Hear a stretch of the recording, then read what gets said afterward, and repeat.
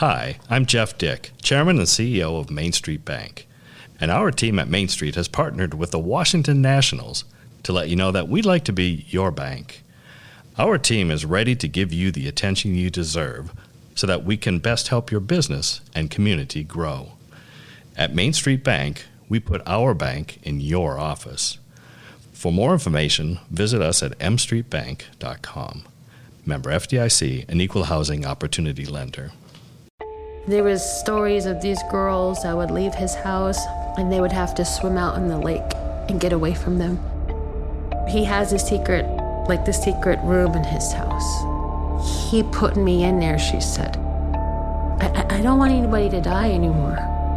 I don't want anybody else to die. I'm looking for Ashley. Season 3 of Up and Vanished is available right now. Listen for free on Odyssey, Apple Podcasts, or wherever you get your podcasts. KNC Masterpiece right here on 105.3 The Fan. We will talk with Mickey Spagnola in just a minute. Don't forget, we always talk about our show and the weekdays being awesome. The weekends are top notch as well. Reggie will be back tomorrow morning with Will, 9 to 11, leading into a good college football game that makes me sad because it's two top 10 teams with Arkansas and Georgia. Then we got KG and Chris Arnold, 2:30 to 5:30. And then, of course, Sunday, 9 a.m. pregame with the Cowboys. You got Greg Olson on there, player profile with Zeke, Brad, Babe, Christy, Dave Hellman. Extravaganza leading into Carolina game at noon. That word. Extravaganza? Yeah, exciting. All right. Reggie, you working tomorrow? I just said that! What time? 9 to 11 a.m. right here on 105 through What's the on Fan. after you, man? Yeah, what happens at 11? You would not believe this. We've got a top just say 10 all this? matchup. Georgia, Arkansas. You I just wanted to don't make want to sure miss it. people You knew. really don't. You know what I'm saying? I do know what you're Kevin, saying, did you Mike. hear the update that we just gave? Uh-huh. I think that's important stuff that we just talked about. Do you Kevin, want to didn't work on Arkansas beat weekends, A&M? Kevin? Yes, Arkansas did beat A&M. Have you talked about Greg Olson yet? Because that's going to Yes. happen. Yes, He's we pretty did. good at that. Are we good? We are. All Okay, right, now it's great. Right now. I intentionally did that. Man, I've gotten 2 eye rolls. Yesterday you got really ticked, and now today too. Don't worry. Today I'm not actually mad. Oh. Right now, brought to you by Ford. Built for Texas. Built for you. You It is think I our noticed? Cowboys insider, Mickey Spagnola. Good morning, sir. Guys got all that off your chest? Yeah, holy Mickey, who cow. gives up there at DallasCowboys.com, who gives the worst body language that they think they might not know how irritated they are, but everybody around them goes, oh, I know that person's upset, like Kevin yesterday. Yep. Probably me. Oh, okay. Let me. Do you make sounds like Yes. okay, all right. What's the one that you think really is the significant one that people know? Is it the sound? That one. Okay. Because if I'm trying to write and everybody's real loud up there and I don't want to say and I just just like that, and All they right. know I'm frustrated. Mickey, it sounds like you and I are on the same page, and I'm going to play some devil's advocate here. Do you think that people should realize how much you're trying to contain your insane anger and animosity, and you're doing the best you can? Yes, they should. Okay, great. Mickey, do you believe you have control issues like Kevin does? I don't know. I don't have that. I do. I just take my writing very personally, right? Let's Just get all the let me words have right. my time.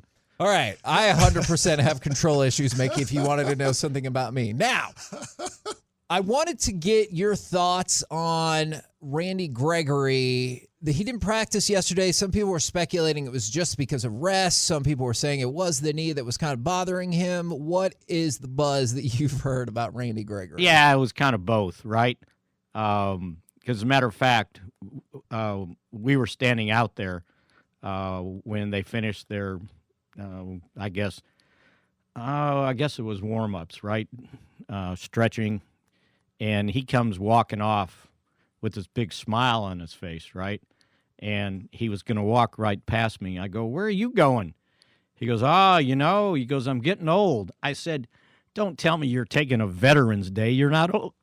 Excuse me. "You're not old enough for a Veterans Day." He goes, "Oh, yes, I am," laughing, and he fist bumps and goes in.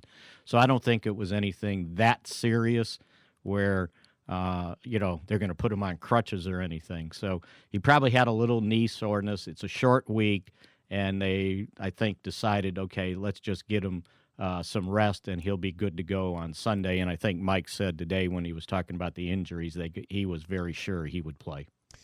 I know that the Panthers and Matt Rule specifically are like, hey, we're just going to run our offense the same with Hubbard, with McCaffrey out. But just like analyzing the lead up to the game, how much do you think that Cowboys fans should breathe a sigh of relief that it is Hubbard as opposed to McCaffrey? Well, I think that would be like, say, Tony Pollard's rookie year and the Cowboys were out Zeke. Don't you think the opponent would go, oh, thank God we just got Tony Pollard, right? Sure. So, I think people around here saw Hubbard in college, and they realize how good he is. So, just because he's not McCaffrey, he's a kind of a different type of running back, and maybe he's not as elusive in the passing game, but I think he's pretty I think he can be pretty effective. As a matter of fact, I was just writing down what I thought some of my keys to the game will be, and one of them was don't relax, meaning don't relax just because McCaffrey's not there, because you better be able to stop the run, which will help you control Sam Darnold if you can turn them in one-dimensional. And so they better pay attention to his ability to run the football. What do you think about the pass rush with the Panthers right now from Brian Burns and Hassan Reddick? Reddick's picked up kind of where he left off with the Cardinals. Well, here's what I'll tell you I think about it. They got 14 sacks in 3 games. A lot. Now, they played 2 young quarterbacks starting for the first time, right? Mm-hmm. And then the other quarterback they played is Jameis Winston, who I still think the jury's out on, right? And the Saints showed up to play at Carolina with half a coaching staff. So there was some extenuating circumstances in that game. But still, they're doing what you should do to young quarterbacks, right? 14 sacks. What do the Cowboys have, like 4, 5, maybe? We make up for it with all those turnovers. Yeah, got to get the turnovers, right? So yeah, I mean, they've been, they're number 1 in the league in sacks. They're number 1 in the league in yards allowed per play. They're number 1 in the league on lowest third down conversion percentage.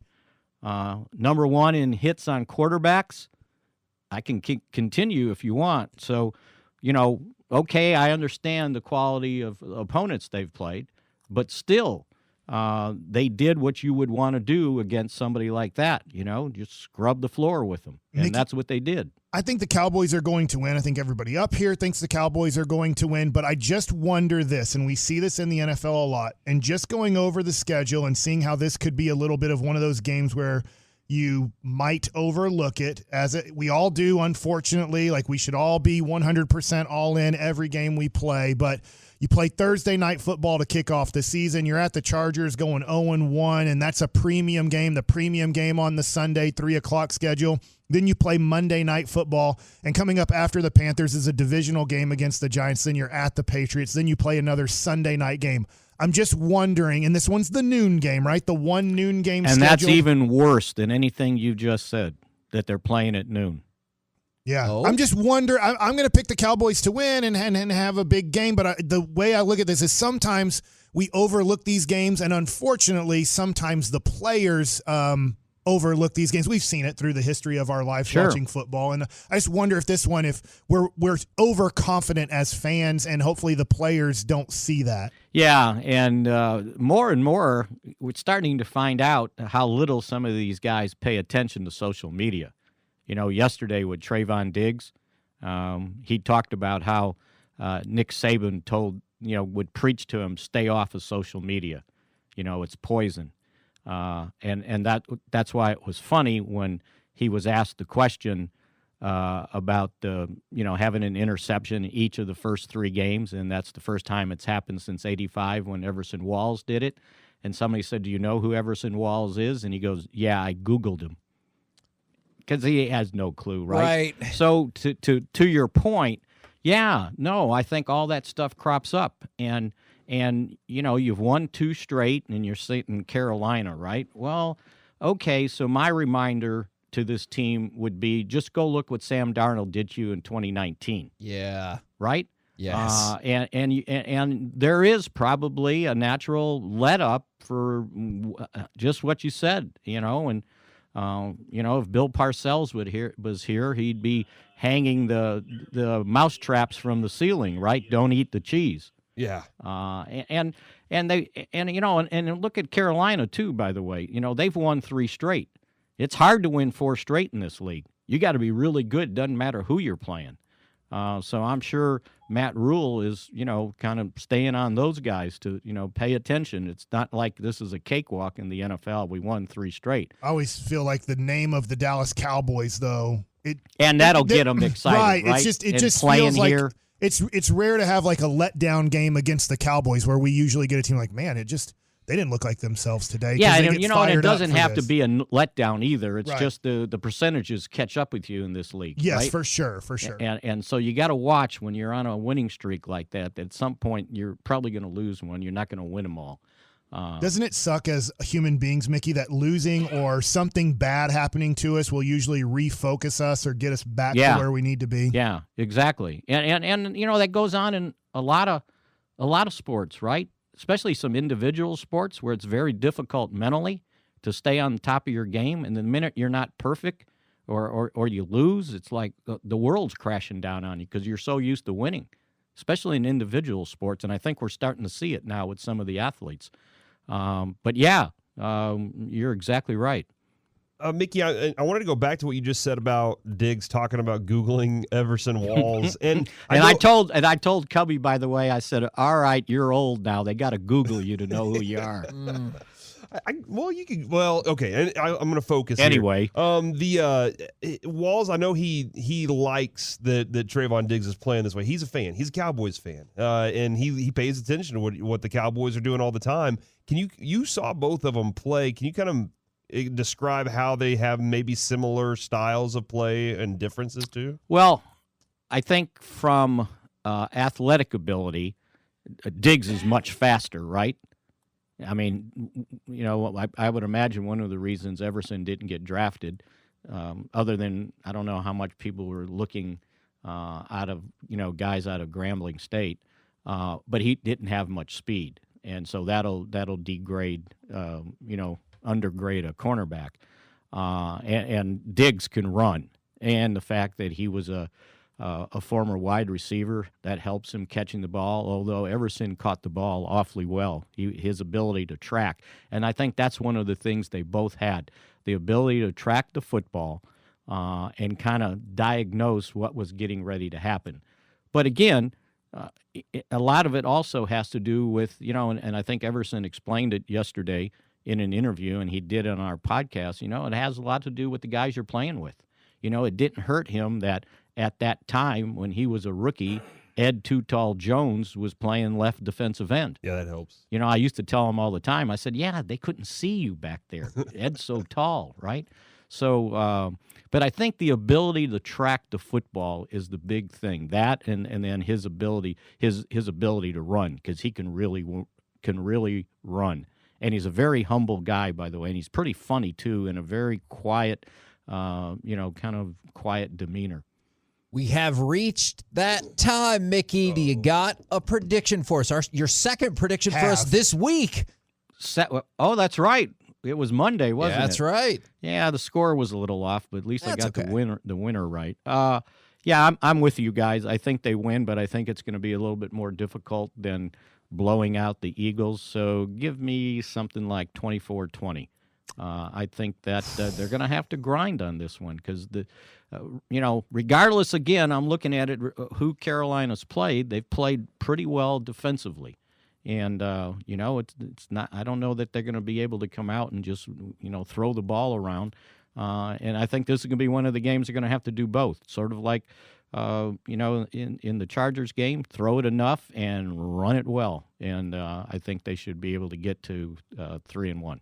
All right. Awesome stuff, Mickey. Thank you so much. We'll catch up with you again on Monday. All right. See you guys. There you go. Mickey Spagnola from DallasCowboys.com. Coming up next, we'll get some insight into the Panthers. We will talk with Panthers beat reporter from the Charlotte Observer, Jonathan Alexander, next right here on The Fan. KNC Masterpiece back here on 105.3 The Fan. Right now, we need to get more insight about the Panthers. So on the Romeo's Pizza hotline, get game-winning pizza delivery and takeout at romeospizza.com.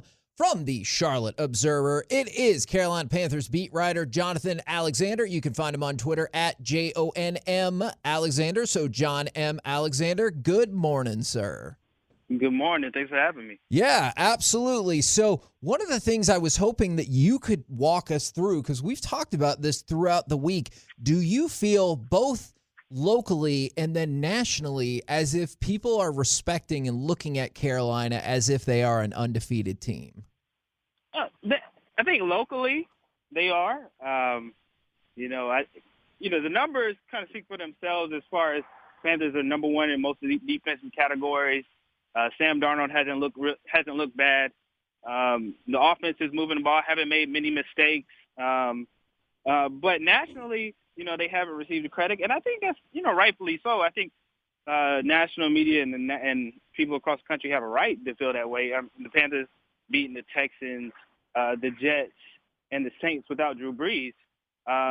So Texans and Jets in particular weren't good teams last year. So it makes sense.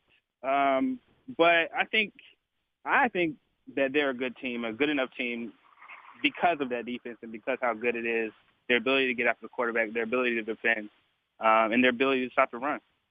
When it comes to this Sunday, we were fearing Christian McCaffrey, like before he got hurt. How much does that impact your thoughts of this game? They're going to have to change their game plan. They use Christian McCaffrey. He was 41% of their total offense. That's a lot.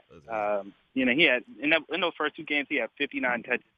So they're going to look like a totally different team, which could help them in a sense because the Dallas Cowboys don't necessarily know what to expect.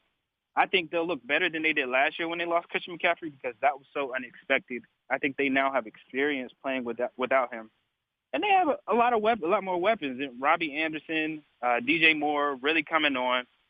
I think the biggest thing, though, is that running game. That running game has got to get going for the Panthers. And the Dallas Cowboys, as you all know, have a really good run defense. I think they're sixth in the league, one of the best teams, haven't given up a rushing touchdown. So it's going to change tremendously. It's going to be a lot harder than it would be without McCaffrey. We'll see how it goes. I'm kind of curious, Jonathan, about the difference that Sam Darnold's experiencing. Is he just kind of saying, well, I'm not with the Jets anymore, and that's the difference? Or is it more along the lines of like he's having a different setup with this coaching staff? I think, I looked on film, from his Jets last year, and his mechanics were so off. He didn't have the weapons. He didn't have the offensive line. He was being constantly pressured. And I think this year he definitely has better weapons. The offensive line isn't great, but they've been better. And I think the other thing about Sam, if you kind of get to know him, he's been described as a regular guy, like a guy who's not flashy, not with the hoopla. And I think New York was kind of a culture shock for him. I think eventually the media attention, the criticism, the big market kind of got to him because that's not what he was used to. He's from a small town, beach town in California. And I think Charlotte market's a little different. It's a little more quieter, not as busy, not as many media members. And I think he feels comfortable with the Panthers. And I think that the Panthers staff has done a lot to try to make him feel comfortable and try to help him improve on what he struggled with in 2020 and with the Jets. Now, speaking of Sam Darnold's pre-NFL, pre-college days, you have an article up that I did get the opportunity to read. You can check it out at charlotteobserver.com. It's also linked in your Twitter bio about Sam Darnold and how he kind of represents the death of an old friend. I was hoping you could kind of share part of that story with the audience. Yeah, so Sam, he went to high school, San Clemente, California. He played as a sophomore, junior and senior there on their varsity team. And when he was a freshman, there was a senior named Nick Pasquale. And he lived in a small town, so everybody knew everybody. Sam finally got the opportunity his junior year. Nick Pasquale came to the game, and he saw Sam perform, and, he told him that Sam was going to be a really good player. And the next day, Nick Pasquale was at a party, leaving the party, and somebody hit him, and he died. And it meant a lot to Sam, and I mean, it hurt Sam and the whole community. Like I said, they're a small community, and Sam got. Oh no! Oh man, he did not want to finish that story. I mean, it was getting emotional. Basically, he was about to tell you, now is the time where you go read the story online. I'm not going to give the whole story here. Like, did he not put the extra quarter in? Yeah, it did. Didn't it sound like that? Like when back in the day when somebody like. That? It's either that or we got paywalled. I think Corey might be right. Is we just got paywalled, and he's like, nope, sorry, you reached the end of our free content. Now you're going to have to pay. So I am concerned that was going to be the case. But the interesting thing, and I saw your eyes light up that he mentioned, was Cowboys having a good running defense. Statistically, I get that. I know we're still overcoming last year. All right. We have him back. Now, Jonathan, we're concerned that we hit the paywall, and that's why your phone went out. Sorry about that. That's okay. Can you tell us more of the story, or have we reached the limit of our free content? No. I'll tell you. So, I was saying that Sam had played with a kid named Nick Pasquale when he was a freshman, and Nick was a senior. And Nick went on to UCLA. He was a hardworking kid, and walked on to that team, and when Sam became a junior, he was finally a starter for Sam Clemente High School down in his town, and he was really good. And Nick came to the game, walked up to Sam after the game and told him, "Hey, you're going to be a really good player," and that meant a lot to Sam. And then the very next day, Nick went to a party, and on the way back from the party, he got killed. He got hit by a car and died, and that was really harmful. I mean, that really hurt the whole community and Sam in particular. And Nick's father was one of Sam's coaches, so he really got to know him, and ever since then he's really tried to remember Nick, because he remembers what Nick told him, and try to represent him by wearing this red armband with Nick's name on it. And he's one of the players who motivates him and who he plays for. What a story right there. Go check it out on the Charlotte Observer if you want to read more on that. It is a very good story. We both read that too.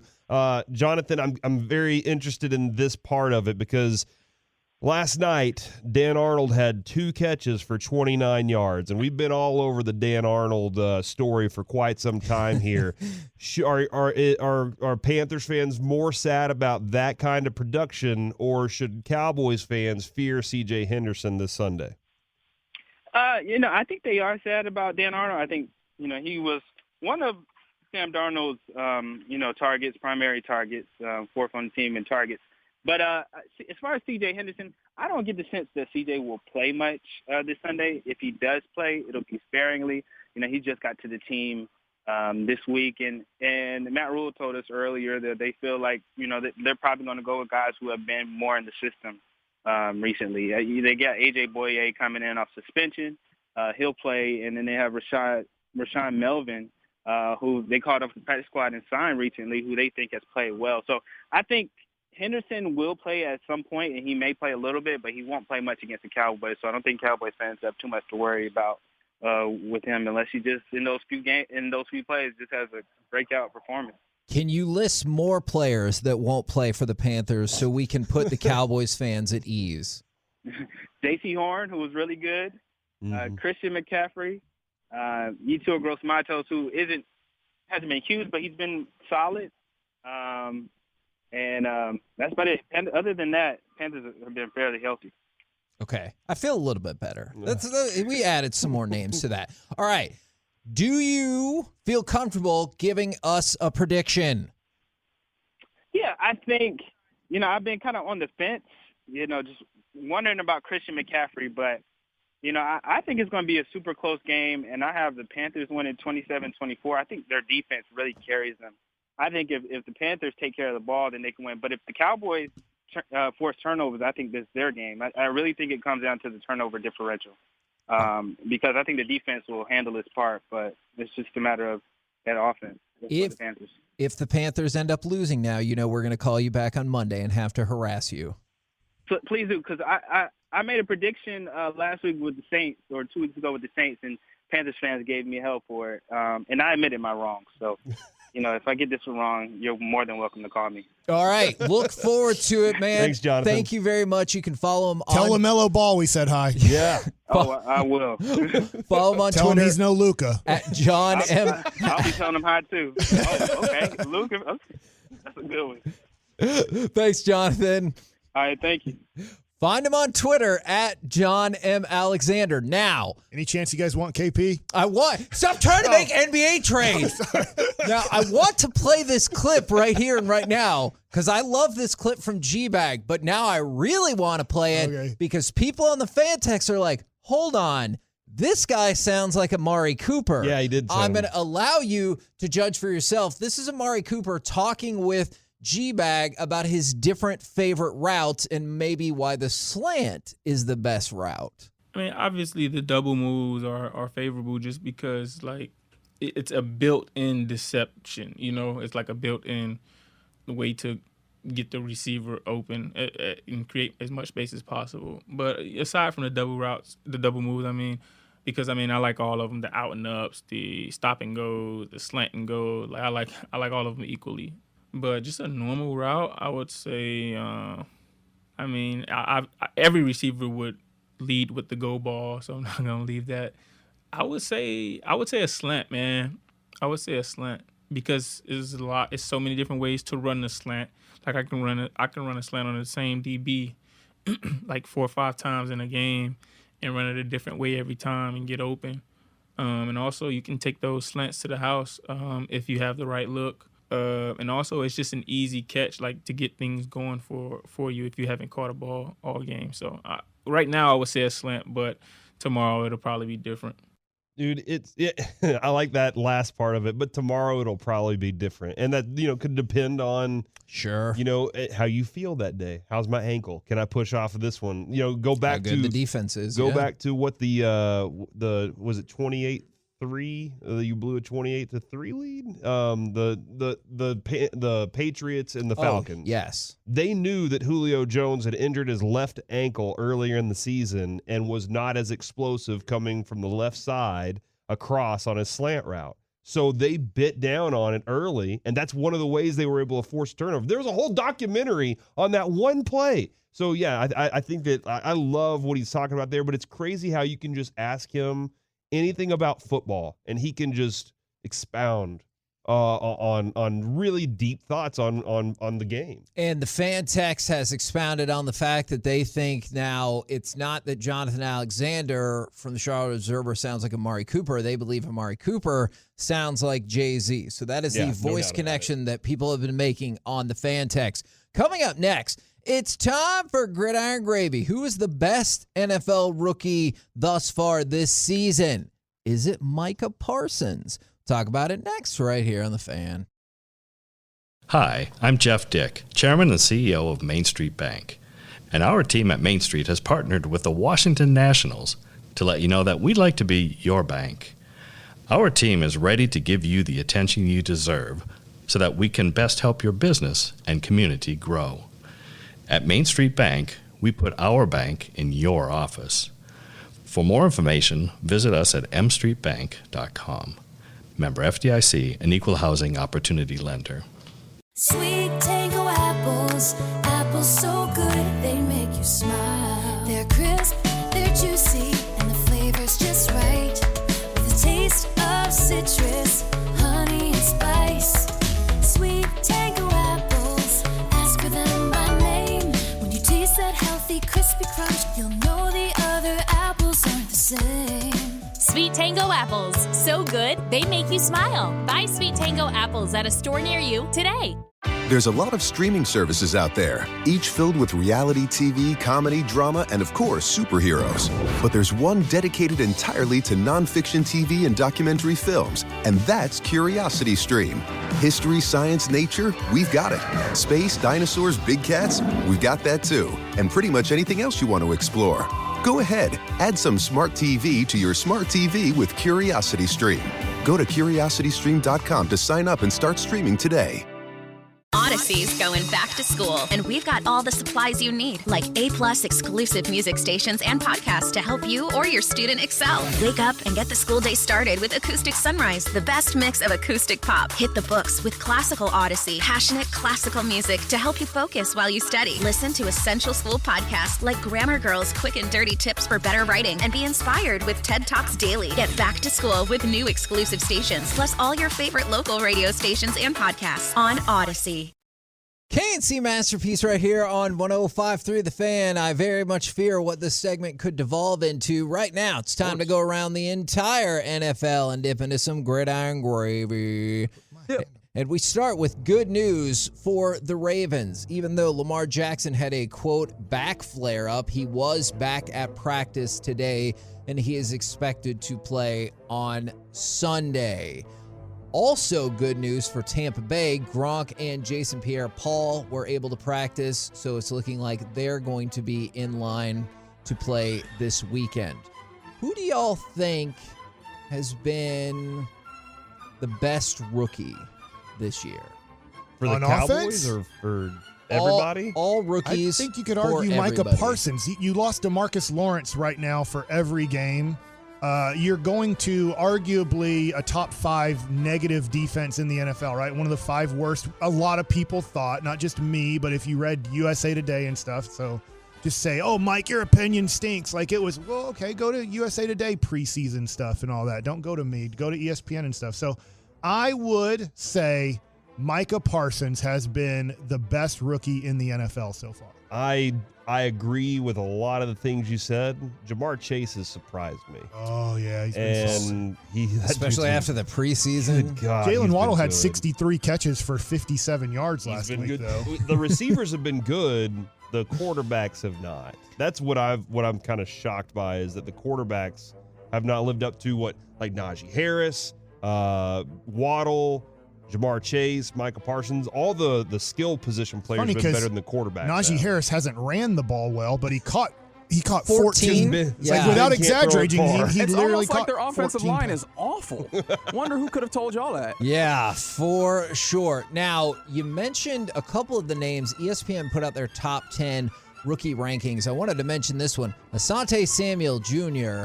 is 6th on the list. I think we could, after having seen him play, understand that. Jamar Chase, number 5 on the list. I wonder if, the dude for the Chargers is going to be on this list, who's been Asante great. Samuel Jr.? No. The other one Oh, that okay. we could have drafted. Yeah, the 13th pick. Now, the top 4, I will say, shout out to the Cowboys scouts. It seems like they were all over this because in the top 4, Patrick Surtain is number 4. Greg Newsome with the Browns is number 3. So there's 2 on the board. It's either Micah or Slater. Who do you think? Well, I love Slater. This is not Jane Slater. Rashawn Gotcha, Slater. okay. Jane Slater, not love. eligible for I think NFL they're going to go rookies. with, I'm going to homer it up here, but like I said, Micah, I'm going to stick with Micah is going to be number 1. Okay, what say you? Micah.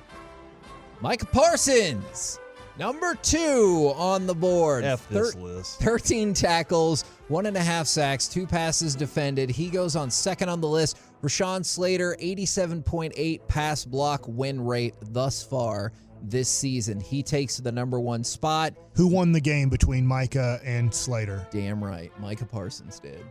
So you have your little number 1 Thank you. ranking.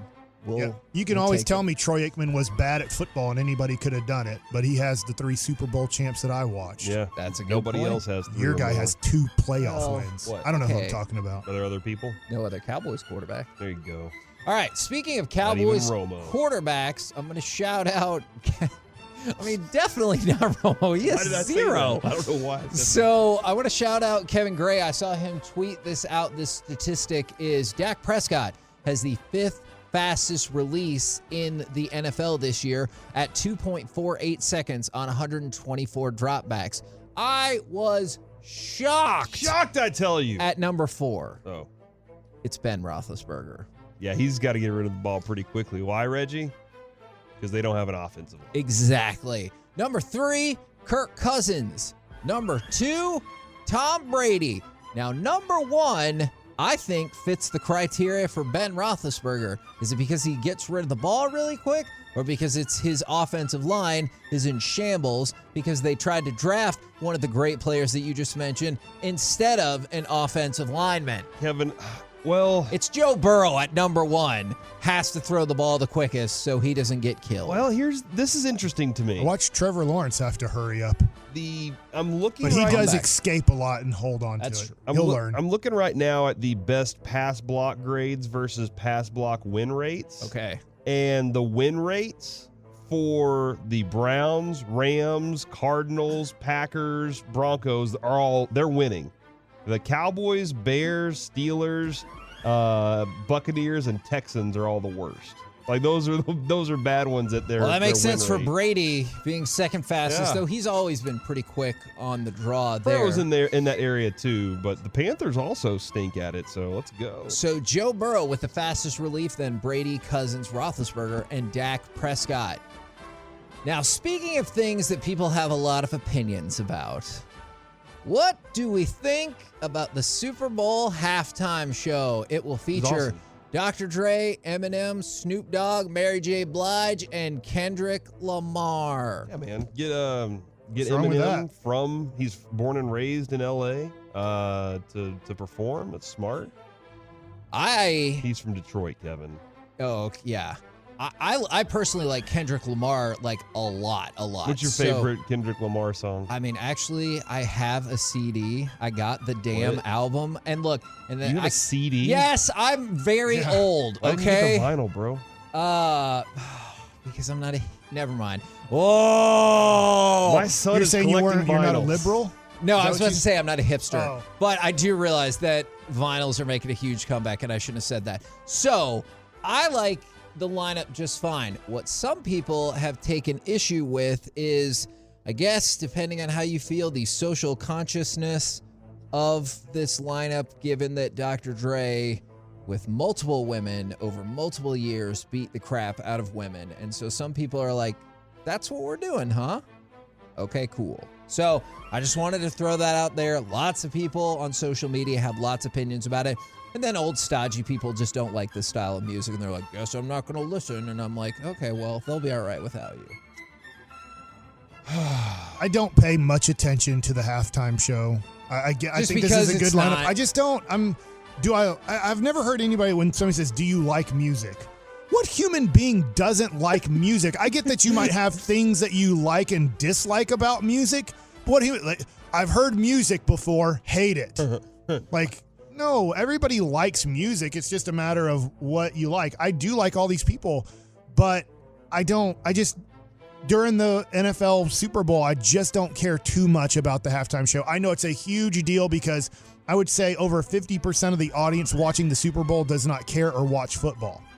From the 817, my wife, sucks, my daughter, and never heard of Kendrick Lamar, so that's why they think. You've never heard of Kendrick Lamar? I think that person and a lot of the people, I mean, outside of like the social issues, we don't even have to delve too deep into that because that is what it is, and it's pretty obviously bad, right? Yes. I think a lot of people who maybe feel that way, like that person from the 817, they'll find themselves, getting into this and be like, oh, no, that's a song that I've heard and that I don't hate, even if they might go as far as I like it. I think one thing that is kind of weird is that Snoop Dogg in particular and some of these other guys have become kind of like Americana in a way that would not have been anticipated in that time. Snoop Dogg might be my poster child for Americana. Like he appears in places that you wouldn't have predicted otherwise. And I didn't even think about like he's just hanging out with Martha Stewart and you're like, yeah, okay, why You not? thought of Danger Gangster rap with him whenever we were growing up. And you're right, now he's hanging out. Like when The Chronic came out, you're like, oh my Lord. Not only is he hanging out with Martha Stewart, between those two, one of them is a convict, and it's not Snoop Dogg. That's a good point. All right, so I changed my stance. As long as Martha Stewart's not on this halftime show, I'm fine with it. Oh, wow. You can keep her away from it. I hope right? she shows up and then she's with Snoop. How many people? Actually, I guess probably a lot of people. She's be like, out there. Oh my God, she's it's Martha Stewart. On the side decorating a room or something. She eats the green sauce with Snoop. Yes. Pass the greens. Yes, stuff. and they're What does obviously Snoop say? referring to different things, but yes, I do believe that is correct. This marijuana. This is not surprising to me whatsoever. This climate. Did you see what Justin Tucker's Madden rating used to be? 94? It was an 87. Why? That's a good question. And I thought maybe they just never gave kickers higher ratings on Madden. But as it turns out, 4 kickers previously had 99s. Adam Vinatieri, Mike Vanderjagt, remember him? David Akers, and Morton Anderson. Well, now Justin Tucker, on the heels of that incredible field goal, jumped from an 87 to a 99. Wow. That is an incredible jump. Pretty impressive.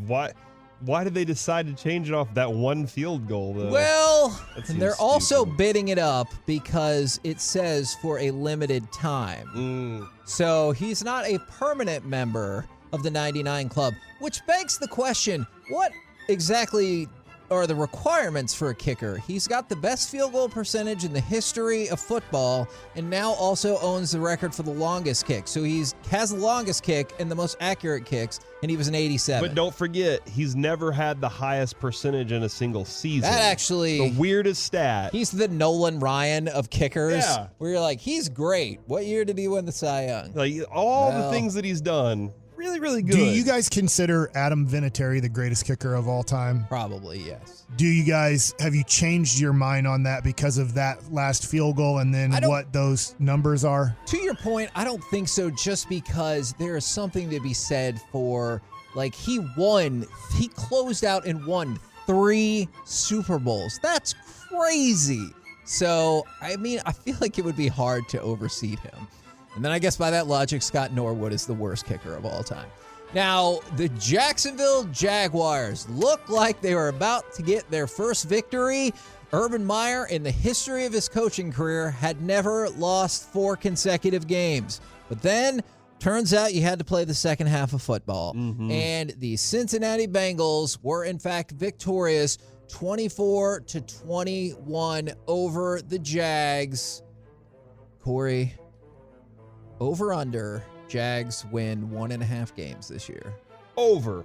Oh. Yeah, I'll take that they get 2 wins. I might want to look at their schedule again, but they have the opportunity. I think I really do think that they will figure it out at some point. Last night they had quality offense, quality defense. The Bengals were too, though. That's the thing. So Corey, mark it down on your calendar.